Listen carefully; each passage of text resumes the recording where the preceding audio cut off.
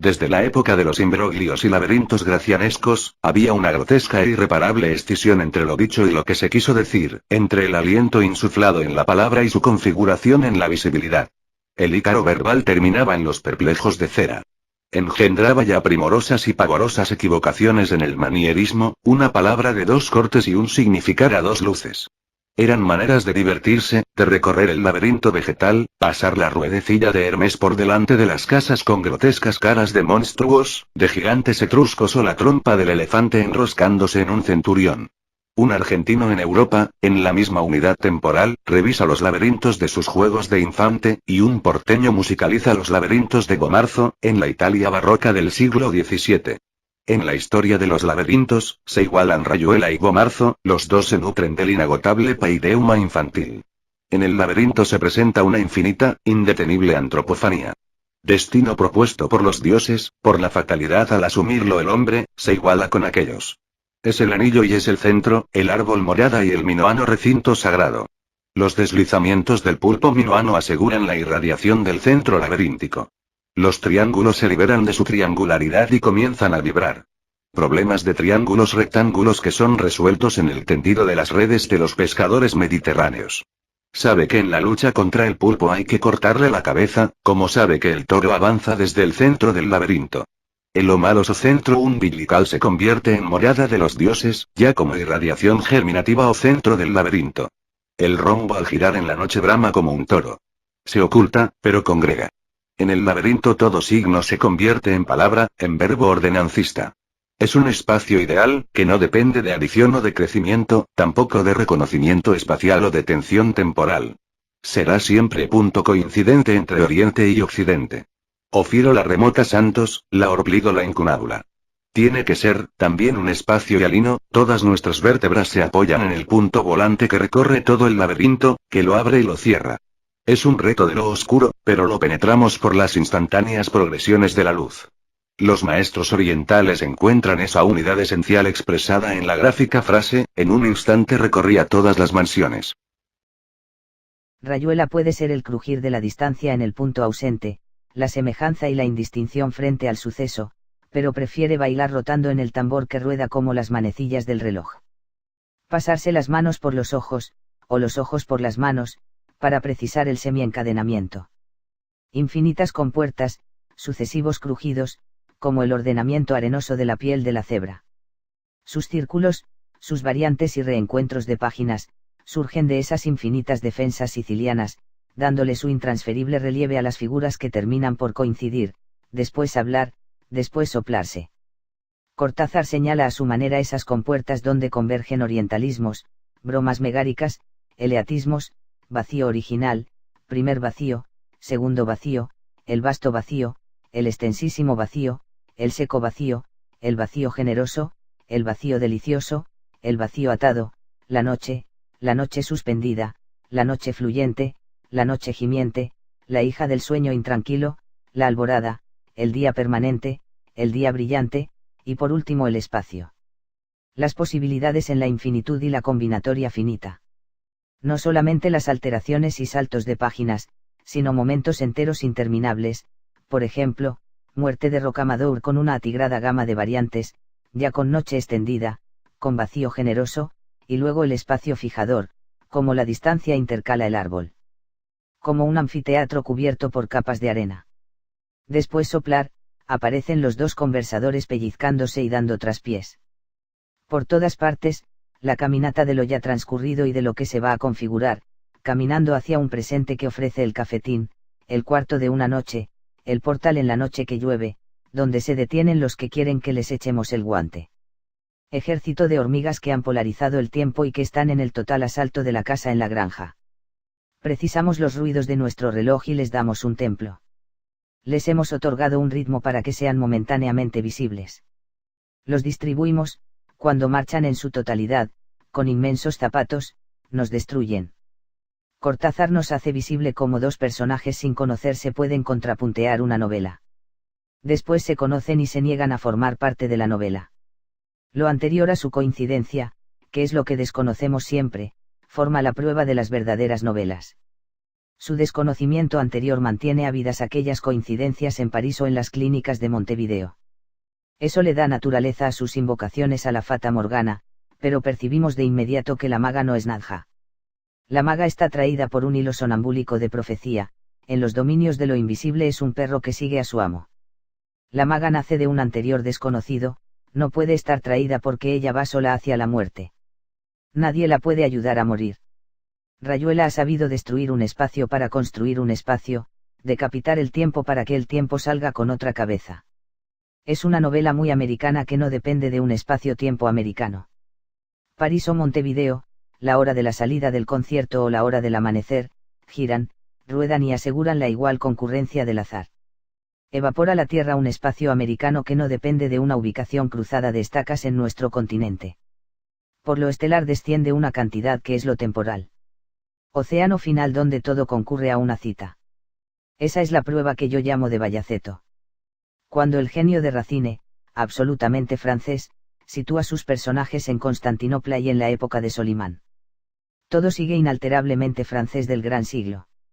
De igual manera una corriente muy poderosa despierta en las novelas, cuando en un sitio señalado por dos líneas cruzadas, van entrando yugoslavos, chinos y uruguayos, pero polarizados por la maga y Oliverio, la resultante es una lucidez y una somnolencia totalmente argentinas.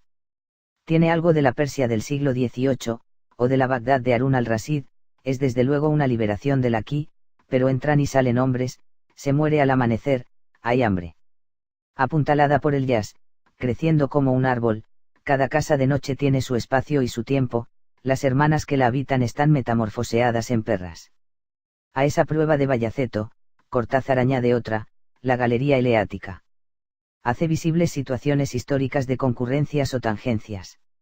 La memoria se puebla de galerías inexistentes. Es el sombrero de Arnolfini sobre la repisa o la cama matrimonial. Van llegando de la región de las nieves perpetuas los acurrucados nocturnos en la cocina, de Velázquez. Personajes que descienden del cuadro y cogen el elevador. Cómo lo que es escultura se precipita en la vida y cómo ésta se agazapa como una bestia de interminable lomo para la caricia. Al lado de la galería aporética, la librería délfica soñada por Gracián. Cada libro por inexplicable, imprescindible. Julio Verne al lado de Roussel. Todo lo pensado puede ser imaginado. Toda imago deja huella. Hacer de tres no un cuarto sonido, sino un astro, decía un abate que tenía su gabinete de alquimia al lado de su celdilla de penitente. Encontrar los necesarios textos como alimento terrestre de lo único que podemos digerir, que cada cual necesita transformar para crecer. Todas esas lecturas semejantes al encuentro con la prostituta de Avignon llamada Jeanne Blanc, 1477-1514, son, como evoca Cortázar en esa mezcla de lo lúdico y lo terrible que es una de sus constantes más reiteradas, vivencias desprendidas de un cuadro de Masaccio. Él ha comparado esos encuentros con el latigazo de triple carambola, y de hecho Cannefax, cuando fue campeón del mundo en tres bandas, demostraba las veces que la esfera de marfil impulsada por el taco, se burla de las leyes del movimiento, la esfera avanza ya con dos bandas, retrocede después, uniendo el movimiento progresivo de rotación y el retroceso de traslación, o la jugada de alfil, desalojando la diagonal de la fuerza, centrando la tensión del tablero. Lo que precipita una salida, como la llamada conciencia vertebral de los peces y aves, todos hacia un punto o desplazándose en escuadra. Rezagos de la antigua parábola del halcón, una oscuridad rodeante y un punto en la lejanía que hay que picotear. La luz que se entreabre en una fulguración y la parábola animista que logra el paralelismo oscuridad-cuerpo e intuición relámpago de las cetreras. El paralelismo se logra cabalmente en el laberinto. La madre decía que Delia había jugado con arañas cuando chiquita, dice Cortázar en su cuento Circe, precursora de la maga. Parece situar siempre los peldaños entre dos mundos que no son categoriales, como creación y crítica, técnica y poesía, sino los más opuestos vienen a emparejarse. Y las mariposas venían a su pelo, dice en el mismo cuento.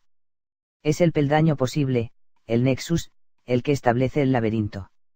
La fulguración de ese nexus ha logrado no tan solo el emparejamiento, sino otra nueva posibilidad. El laberinto parece que nos espera, es el otro mundo que se logra entre un activo, jugar con las arañas, y algo que viene hacia nosotros, como las mariposas que vienen a descansar en su pelambre, con respecto a lo cual somos como el sueño, como la evaporación de los vegetales. Realizamos un acto sobre un punto, pero esto engendra otro acto punto sobre nosotros. Descubrimos y somos descubiertos. Calva que brilla y un brillo sobre la calva, en el transcurso de largos corredores y nos sentimos progresivamente intranquilos. Williams, el asesino de la obra de De Quincey, atrapado decidió suicidarse y fue enterrado en el centro de un quadrivium, donde confluían 4 caminos. Así, su laberinto logra su centro en la muerte. Ese laberinto interroga desde los peldaños trazados entre crear y pensar. Solo Dios puede crear, nos dice una inquietante afirmación cartesiana, el hombre solo puede pensar, pero todo lo que Dios ha creado, el hombre lo puede pensar. El demiurgo ve el laberinto desde la creación, el hombre lo ve desde el pensamiento. Es decir, el hombre puede cuadrar la bestia, la muerte, por los cruzados corredores cretenses. Una bola de cordel en un barandal mediterráneo se iguala con un caracol gaditano. La imago toma el cordel como una columna vertebral y comienza a lanzar mazapanes chinos por el buzón clavicular. Cuando Cortázar acude al laberinto numeral, paraleliza la extensión de lo relatado con el pensamiento poseído por igual furia. Por eso su afirmación nostálgica de que Oliveira y no Morelli es el que debía escribir. Pero su laberinto no es un entretenimiento del domingo matinal o de la ringlera nocturna. Es, en primer lugar, una escala de Jacob, una densa corriente onírica entre lo telúrico y lo estelar, luego, es un dictado del logos oculos, el móvil en la distancia y lo que se ve críticamente de ese recorrido. Una distancia entre cielo y tierra, recorrida y acariciada por el simbolismo de la progresión numeral, como una infinita arborescencia derivada de la rayuela infantil, a cuyos laberintos nostálgicamente nos remite la imponente rayuela de su madurez. Ese laberinto se deja recorrer por un idioma ancestral, donde están los balbuceos del jefe de la tribu, y un esperanto, un idioma universal de claves y raíces, que se reduce del primero por una decantación analítica. En el idioma ancestral hay una interpretación, la acumulación de lo inmediato verbal, detrás de las palabras de comunicación, se esconden o se entreabren otras que pesan tanto como su otra manifestación externa. Secuestrados latidos, contracciones, crujimientos, que respiran secretamente detrás de una extendida y visible masa verbal. El otro idioma, un esperanto universal, aquella ensalada filológica del último Joyce, que coloca detrás de lo inmediato verbal una infinita escenografía, un dilatado concentrismo que procede por dilatadas irradiaciones.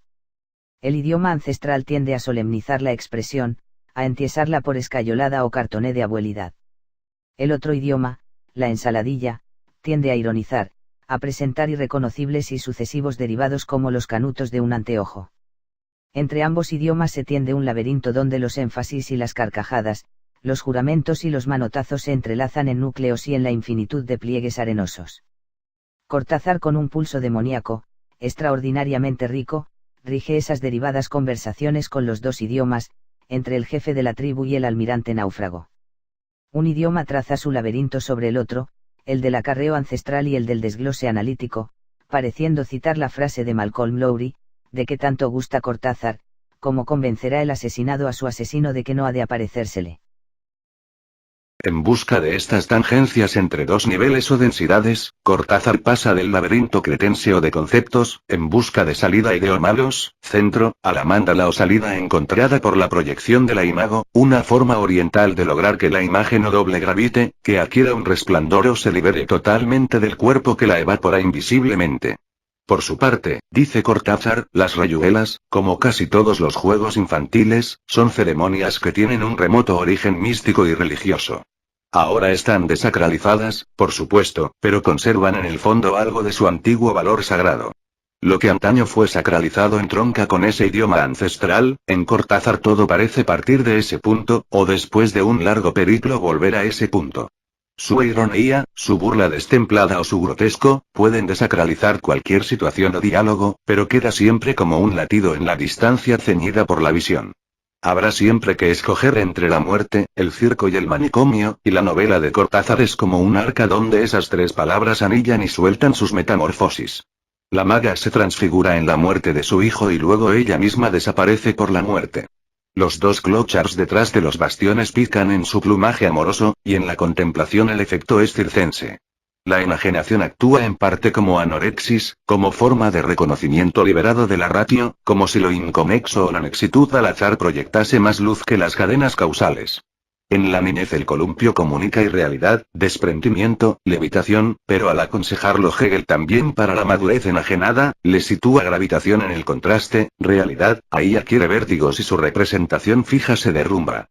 Buscar el péndulo compensatorio. Aceptación de la irrealidad para convertirla en realidad, en un paralelismo de contracción y dilatación aceptado como ritmo en el taoísmo. Hegel cita el caso curativo de enajenación en un paciente que se creía muerto. Se le puso a su lado a alguien que desde la razón estaba dispuesto a jugar con la muerte. Su mortalidad, en su artificio razonante, acaeció hace tiempo, pero invita a conversar, a pasear, a comer, al irreal y enajenado muerto reciente. Y así esa irrealidad inmovilizada se va paralizando con la otra realidad disfrazada, así comienza el presunto muerto enajenado a conversar, a pasear, a comer. Siente cómo la vida fluye por encima de su muerte y se va desprendiendo de la mortaja de la realidad enajenada, de nuevo la vieja fabulación de los granos de maíz creciendo en el recinto de las calaveras. El laberinto es un proyecto de lo difícil y renuente, para el barroco peinar ha de tomarse en la acepción de deslaberintizar. El trazado del laberinto es una rebeldía para el itinerario fácil o el lenguaje cansado. Hay que vencer la bestia, la muerte, la salida por anticipado. Es un símbolo de que el hombre tiene que atacar con toda su ratio y todo su patos, con la razón agudizada y violentísima, con una pasión de fuego repartido, como la calidad del vino justificada por su equitativo reparto muscular, el cosquilleo con ojos de lince. Esta noticia ha sido publicada originalmente por Diario El Telégrafo bajo la siguiente dirección: www.eltelégrafo.com.tq. Si va a hacer uso de la misma, por favor, cite nuestra fuente y coloque un enlace hacia la nota original. www.eltelégrafo.com.tec. Hay en el laberinto una forma de defensa, aprovechable tregua de la espera. Ejercicio de combate dentro del combate. Relata Plutarco, en el Teseo, que a la salida del laberinto comenzaban las danzas, con enlaces y desenlaces, como si en su secreto estuviese no tan solo el centro, sino la fuerza expansiva o centrífuga, quitándole madera cansada y entretejiendo madera nueva. En medio de esos laberintos, Cortázar nos ha otorgado el hilo de la vuelta al día en 80 mundos. Hay allí noches en los ministerios de Europa, que puntean sus pasos por la calle que atraviesa toda la ciudad. Primera sorpresa. Conocimiento nocturno de los ministerios, es decir, la vuelta del paño. Inutilizado en el trajín del día, el ministerio desaparece, se borra, pero de noche cobra su boca de sombra, su entrada de báratro. Viene a encontrar la mayor efectividad de las cosas, la mejor sonrisa de la llave, la mayor resistencia de la sombra dialogante con el espejo, triple salto de las columnas para convertir los techos en mallas cóncavas. Todo se remite a un pasillo, a un corredor, momentánea salida de ese bullir nocturno. Lenguaje de los ascensores, de las escaleras rodantes, que Cortázar persigue e interpreta, situándose en esa zona de entrecruzamientos, donde lo bajo y lo alto, el ascenso y el descenso, lo cóncavo y convexo forman parte de la misma esfera, atento tan solo a un continuo, a una tonadilla que es la urdimbre de las cosas y que totalmente nos desconocen. La entrada por lo que antes se llamaba en las iglesias la puerta de los gatos, donde el guardián sin apenas mirarnos de dónde nos conoce, nos deja pasar. Allí Cortázar encuentra un fichero en blanco y se despide dibujando laberintos. Esas páginas magníficas, escritas con un miedo sencillo, esclarecen en lo posible sus vueltas al día y al sabor anticipado de la muerte. Al salir a ese pasillo, los rostros, el rostro, están como marcados por cicatrices o por una palidez irrepetible. Ese rostro nos ha mirado con escandalosa fijeza y la muerte ha acudido. Un rostro para un rostro. No sé dónde subió el hombre del sobretodo y el sombrero negro, dice Cortázar, pero lo cierto es que va en el mismo ómnibus y que está a nuestro lado. En ningún momento miró a nadie, ¿para qué? Si es la mirada del otro que va naciendo dentro de nosotros, en una inundación que se fija al nivel de la flecha en el árbol. Es un espacio que se llena de una sustancia invisible y desconocida. De pronto, se hace visible y se da a conocer. Sigue siendo el mal, un espíritu indetenible, que puede adquirir un rostro, pero sigue inundando el vacío, que así comienza a latir, cruzándose el rostro con la solapa. Es la presencia del mal cósmico, el gamo para las orejas y la serpiente se desanilla en el sueño y avanza. Es lo inaudible que agita su campana por debajo del mar. Lo relacionable, lo que va a llegar, nos da la mano, pero jamás le podremos ver el rostro. Encontrarse a la maga, en la excepción o comprobación de la costumbre, convencido de que un encuentro casual era lo menos casual en nuestras vidas, lo otro pertenece, según Cortázar, a otra familia, a la que aprieta desde abajo el tubo de dentífrico. Esa manera se reitera con una constante de acierto a lo largo de sus páginas. Las vacilaciones de un encuentro tienen casi siempre un preludio táctil, una presencia en lo insignificante que coincide con las monumentales justificaciones del reloj, pero que desprende a su lado una presunta escala en la infinitud, casi otra novela, pues la sustancia presionada por la parte inferior del dentífrico salta para lograr la otra serie de las excepciones, la nueva especie que se logra. En esa nueva serie, según Cortázar, aparecen ya lo insignificante, lo inostentoso, lo perecido. Él le llama a eso besar el tiempo, y nosotros lo hacemos gráfico con el emperador chino que mientras desfilan las bandas militares, acaricia una pieza de jade extremadamente pulimentada. A medida que sus dedos recorren lo semejante, la igualdad de la superficie, su imago tripula el búfalo del oeste. Ya para entonces, dice Cortázar, me había dado cuenta que buscar era mi signo, emblema de los que salen de noche sin propósito fijo, razón de los matadores de brújula.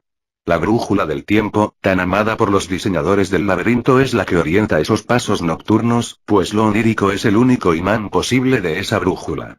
Nadja es trascendentalista, hegeliana. Contesta sonambúlica. Soy el alma errante. Se acerca como si no quisiera ver, así la precisa Bretón, imprecisándola.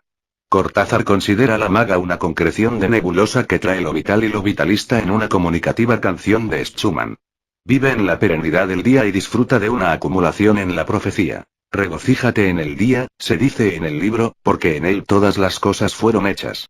Gregorovius no la puede descifrar, pretende que tenga ideas generales, Oliveira la capta a través de detalles que estremecen su estopa profética. Esos detalles proliferan, retumban, se entrecruzan. Cuando habla de su violación, el hecho está tan alejado en las últimas celdillas, que no se precisa si es un susto o una ironía. Es el anticuerpo de las categorías kantianas. Vive en la realidad, pero sus desplazamientos son toda la novela, vive en la negación de un mundo conceptual, por eso permanece viva y abierta. La novela se extingue cuando ella desaparece, después aparecen situaciones figurativas, desconfianzas, incesantes autointerrogaciones de Morelli, mirando cauteloso a las palabras, queriendo establecer infinitas y relativas comunicaciones. La maga era el único apoyo inquebrantable. Su limitación era una síntesis temporal, una acumulación reminiscente, el enlace infinito. Llevarse de la mano a la maga, llevársela bajo la lluvia como si fuera el humo del cigarrillo, algo que es parte de uno, bajo la lluvia. Es la confirmación de que la maga es la que guarda una más profunda relación con todo el club de la serpiente. Hace mejor análogo, pesca y se deja pescar, su profundidad está en su continuo cósmico. Hay en ella como un larvado sentido de santidad. Hay que fijarse en su transpiración, el cuerpo evaporando, y en su respiración asimilando el cuadrado de aire.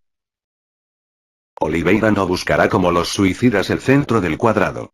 Su diálogo es su jarrito de mate y ahí piensa encontrar el centro de su laberinto. Es, dice, el punto exacto en que debería pararme para que todo se ordenara en su justa perspectiva. Pero tiene que seguir siempre buscando el centro por el contorno, en los enlaces del jazz, en sus viajes en que reitera sus vueltas porteñas, en la casa de la enajenación, en las variantes del rostro de la maga. La contemplación del cielo silencioso de los taoístas para arrancar o desprender la palabra, llega al mundo parmenídeo de la unidad prescindiendo de la ratio. Los 7 relámpagos para nuestras 7 intuiciones. En una situación desesperada hablan la maga y Oliveira. También hay ríos metafísicos, Horacio. Vos te vas a tirar a uno de esos ríos. A lo mejor, dijo Oliveira, eso es el Tao. La maga ha ido a París para aprender música y encuentra Tao. Oliveira cree que va a encontrarse autodestrucción y encuentra Tao. El camino del sinsentido creador funciona en los dos poderosamente. En realidad la novela es el azar coincidente en el club de la serpiente. Mientras cada uno de ellos ofrece un desgarramiento que casi lo destruye, forman un coro de destilada unidad. Unidad coral y total dispersión de la persona. Es, desde luego, un coro unitivo alejandrino. Una avalancha grecorromana, mitologías, fábulas, aposentos tabúes cubre como una lava al sujeto que se despereza y quiere comenzar. La música los enlaza y les presta un ritmo traslaticio en plena atemporalidad, pues se sabe que a cualquier rincón que lleguen entreabrirán el mismo estilo de deslizamiento vital, acorralados por el jazz, por la pausa de triste violencia, que dejan los ritmos sincopados. La rimbaudiana sacralización del desorden los ha llevado a la excepcionalidad a oscuras y ya desean un orden como un ceremonial. Quieren comenzar, inaugurar playas, hogueras. Acariciar el bigote del tigre en la voluptuosidad. Unidad que sacralice su orden y desorden, no en burdas antítesis. Toda síntesis, cuando es legítima, engendra una simetría traslaticia.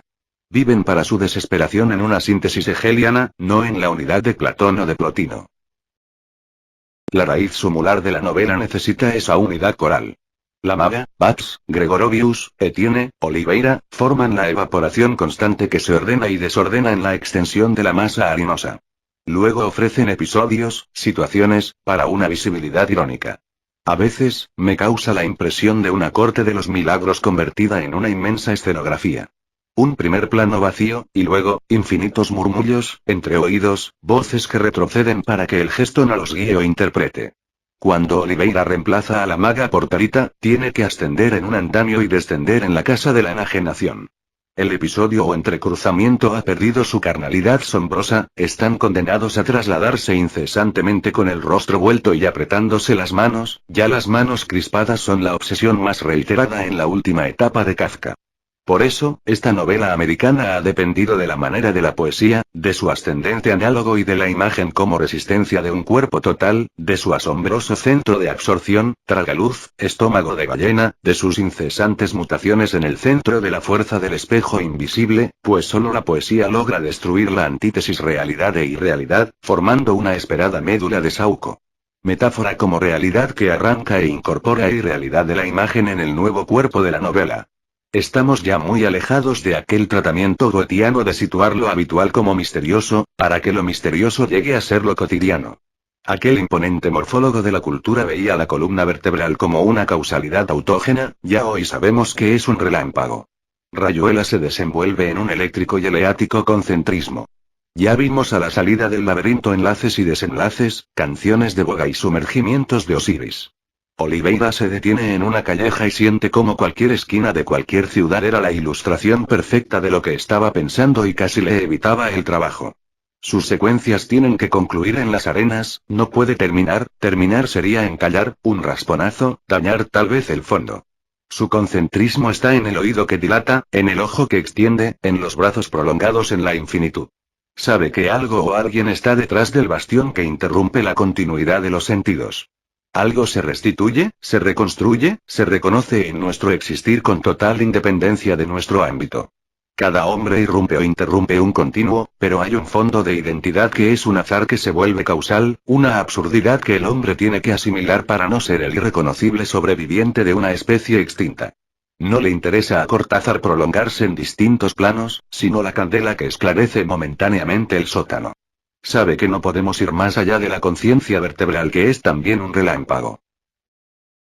Cortázar nos ha indicado las destrezas para penetrar en sus laberintos numerales, pues Rayuela ofrece en sí misma sus agrupamientos o archipiélagos electromagnéticos. Sucesivos remolinos con ritmos traslaticios logran sus vértices en la rotación. Un café o un accidente callejero forman cadeneta con el jazz entrelazando las conversaciones del Club de la Serpiente. Meditando Oliveira sobre su desemejanza con la maga, se despierta el interrogante metafísico de la otredad, surgido de una trágica situación final, como las impulsiones gatunas del jazz, que no es tigre, tampoco perro. Una cita de Prevel aclara las relaciones entre Oliveira y la maga. Oliveira está convencido de que no podrá escapar de un orden falso, como la maga parece inclinarse más al caos que a Tao, mientras la maga lo sigue viendo a él ahogado en ríos metafísicos. La razón se le ha convertido en un interrogante en la infinitud y su caos se agua en un destino que se va aclarando. Porta su inscripción fatal, que Cortázar subraya con una lucidez aterradora. Condenado a ser absuelto. En la sucesión de sus días no aparecen misteriosos textos interpolados, su condena, signo de los tiempos que corren, es su libertad. Su arbitrio no tiene fatum. Oliveira cree ya en ese momento que debe repasar a Spinoza, pero surge un accidente. Un escritor viejo ha sido arrollado, así surge el paralelismo antitético lectura y suceso. El laberinto de Cortázar se va profundizando, el ser en el ser y paralelizado la aparición de la excepción en la causalidad. Una cita de Platón o de Spinoza se paralelizan con un terremoto. Tanto Swedenborg, un profeta, como Goethe, un morfólogo, han predicho terremotos con escandalosa precisión. Para el hombre contemporáneo lo otro, trágica búsqueda de un delicado contacto, maravilloso ajuste con el mundo, absurdidad causal que engendra una tregua o sindéresis con el otro. La asimilación de esa absurdidad primordial coloca al hombre en la temporalidad. El café y la esquina, metamorfoseados en tertulia casera o en temporal dolmen orquestable, se abren como goteantes gárgolas en la rayuela. Oliveira está en una esquina y de pronto la trueca en categoría metafísica, en fuente de conocimiento. Ya subrayamos en Cortázar la esquina como fuente de esclarecimiento pensante. El mundo vibrátil de las callejas se paraliza con el tendón del caballo, con la boca buzón. Los chinos colocaban pulpos en jarras cristalinas para segregar vinagre. Una impresionante une en esta novela lo respirante con la irrefracción. Qué gusto leer en este grandote porteño. La boca como una guinda violentamente vermellón se dilató hasta tomar la forma de una barca egipcia. En esta frase aparece de cuerpo entero la anillada e invisible prolongación de sus pedúnculos aprehensivos. Los acordeones porteños. La boca como una guinda. El cronista de Indias, el primer americano, el que anota. Violentamente vermellón se dilató. Ahora, Cortázar entra de noche en una de sus más memorables evocaciones, sin que el portero le pida la contraseña. Por los nocturnos ministerios europeos, camina y mira de frente la forma de una barca egipcia. Cercanía y lejanía, los acordeones y la barca egipcia, bordonean por igual como insectos todo su cristal reminiscente. Es esa sucesiva raíz profunda, porteño, americano, universal, lo que le permite a Cortázar traducir como San Jerónimo e invencionar desde la rayuela saltada por el infante al ajedrez nominalista del rey del país lluvioso. Solo lo absurdo podrá vencer la otredad, ya que en la actualidad los derivados causales se igualan lo mismo con el acto que con el germen, la potencialidad desencadenante ha perdido su fuente nutricia, la adecuación causal, raíz de la fisis, ha ido destruyendo al hombre. El cuerpo derecho y el izquierdo, que en la cultura china se interrogan, enloquecen o reposan, se han convertido entre nosotros en una simetría apariencial. Ya en el mundo antiguo, en el estoicismo y el sincretismo alejandrino, la ataraxia estoica fue abriendo paso a la absurdidad. A las exigencias de una nueva fe, a la total delicadeza de una nueva caridad, a la imponente exigencia de la fe en la resurrección se aunaba la omnicomprensión poética como totalidad de la creencia. Solo viviendo absurdamente se podrá romper alguna vez este absurdo infinito, nos dice Cortázar. Ha señalado con patética lucidez que la absurdidad ha comenzado pero que la otredad subsiste. A sus lectores les es fácil encontrar la ironía más que la crueldad del concierto de Bertolt Trepat, pero hay algo más profundo que Cortázar ha encontrado y derivado en esa grotesca coincidencia. Por la frustración que deriva Oliveira de ese encuentro siente que el grotesco no se ha convertido en absurdidad. Él hubiera querido, como manifiesta, una absurdidad más prolongada, beber una copa con ella y su esposo en la medianoche. Completar el grotesco, al quitarse los zapatos para que las medias perdieran su humedad. Pero Oliveira es un precursor que todavía no se ha convencido de que no podrá saber jamás lo que es una plenitud. Cortázar no solo ha tomado la visibilidad de dos personas que representan segregaciones metafóricas, la coincidencia entre el rimbauddiano yo soy otro y el existencialismo del infierno son los demás, coincidiendo en un grotesco infernal, en una pareja que penetra en un café y lanza al unísono el buche de agua de su frustración. Después de haber hecho retroceder las categorías kantianas, la otredad, adquirir cierta nitidez en sus relaciones con la maga, llega el momento de la frustración y lo configura en una forma muy porteña. Te falló, pibe, ¿qué le voy a hacer? Y si eso no fuera suficiente, rubrica intraspasable. Dejemos las cosas así, hay que ir a dormir. Después del trazado de uno de sus laberintos, ríos y ríos metafísicos, Cortázar sabe como pocos que no podrá anclar en los finales joicistas del sí, sí y de la mujer que abre su vientre en el primer día, pues Oliveira tendrá que ir al sueño, nueva temporalidad y nueva realidad, y volver a esclarecer su relación con la maga, pero ya al final sus palabras tienen la resonancia de un conjuro para saludar a la luna sobre las colinas. Yo estoy vacío, dice Oliveira en la rayuela, una libertad enorme para soñar y andar por ahí, todos los juguetes rotos, ningún problema. Dame fuego. Fuego, desde luego, para encender el cigarrillo, que ya está cerca de sus postreras humaredas y habrá que recomenzar. Oliveira se dirige a visitar a Morelli en el hospital. Estaban hechos para la amistad, los dos han sufrido un largo laberinto de autodestrucción, pero, por la más frecuente de las paradojas, el factum que los poseyó a los dos, se esclarece en una sola dirección. Cortázar los diversifica, a cada uno su destrucción por separado, pues sabe que la coincidencia de los dos sería el final de la novela. Oliveira puede avanzar hasta el final, siquiera sea en una suma infinita de cigarrillos, pero el perplejo metafísico de Morelli se hace marmóreo. En el fondo sabía que no se puede ir más allá porque no lo hay. Su obstinación es trágica, pues el laberinto concéntrico del muro se le hace fatalidad. ¿Tendrá fe en la otredad asaltante del muro? Por eso sueña en dinamitar el lenguaje como primer impedimento. Cuando ya el absurdo sea la identidad, la unanimidad, convertido en religiosidad, en creencia coral. Es decir, sacralización, desacralización, y una nueva impulsión sagrada en el hombre, que vaya desde el lenguaje a la tierra prometida. Oliveira sabe que está ya imposibilitado para escribir, pero tiene una intuición muy eficaz cuando después de la desaparición de la maga, comienza a buscar por los bastiones donde merodea la clochard de Emanuelle. Al evocar a la Gran Madre, Cortázar logra damos no tan solo la plenitud de su configuración, sino el esclarecimiento de lo que persigue.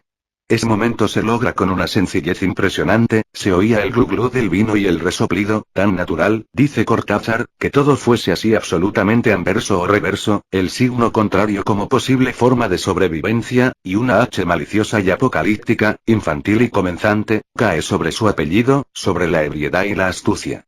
Cansancio de la escritura y la nueva tierra prometida por la rayuela.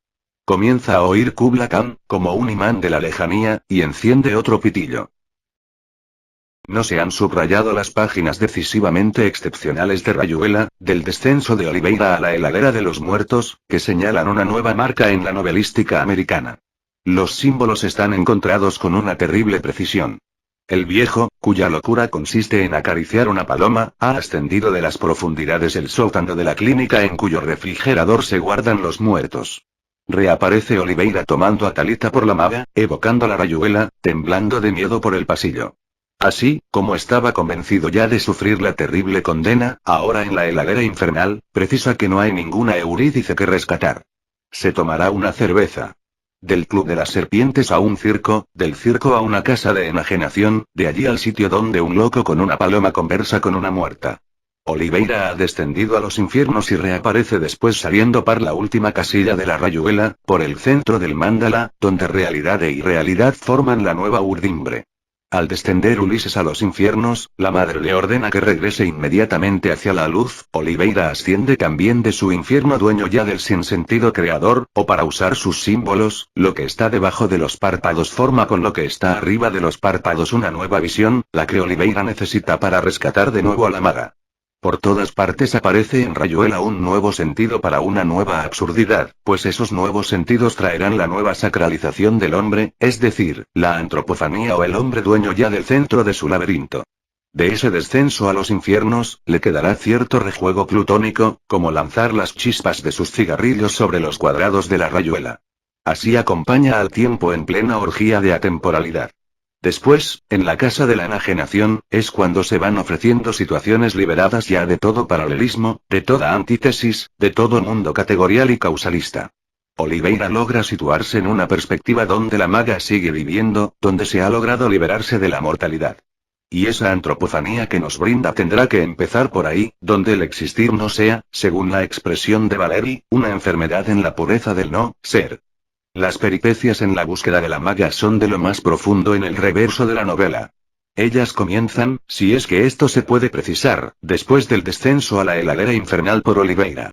Su autodestrucción adquiere otro ritmo, ya no es simplemente traslaticio, sino penetrante como un clavo que logra unificar a la maga con Talita.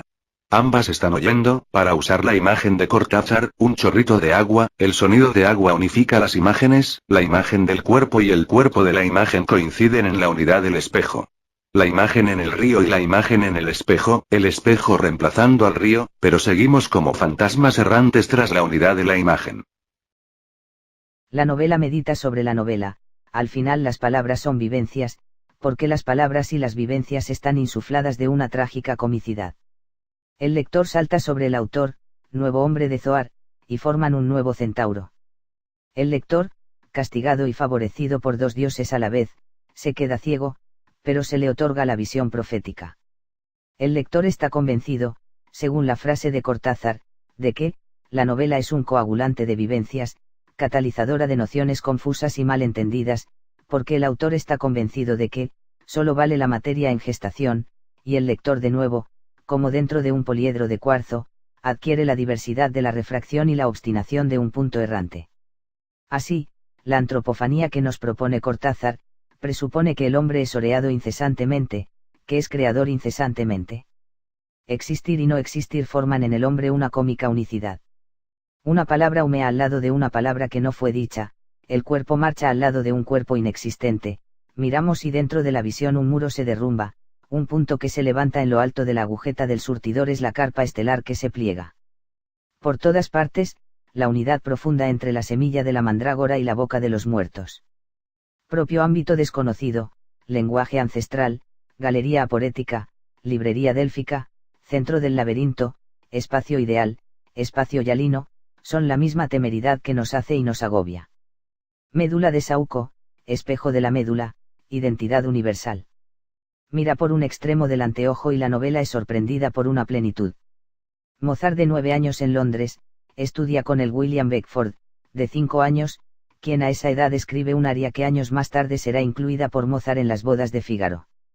Mira por el otro extremo del anteojo y es ahora una plenitud sorprendida por una novela, guerreros tártaros atravesando un desierto, beben en las venas rotas de los caballos para no morirse de sed. Reconocimiento en una lentísima fulguración, técnica puntillista en seguir la vida de los muertos.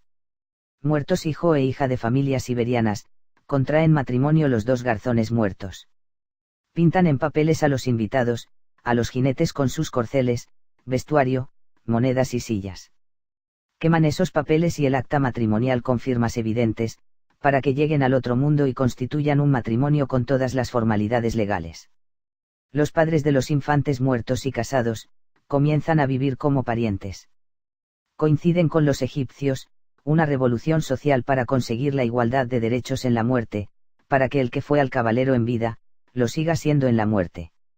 Un dato tenaz en la locura de Hölderlin, desde un espejo el señor Scardanelli le sacaba la lengua. Intuir como continuo central de la novela a la serpiente absorbente, llamada Lampalagua, que traga un aire como de imán y atrae lo lejano y monstruoso a la instantaneidad de su sueño transmutativo.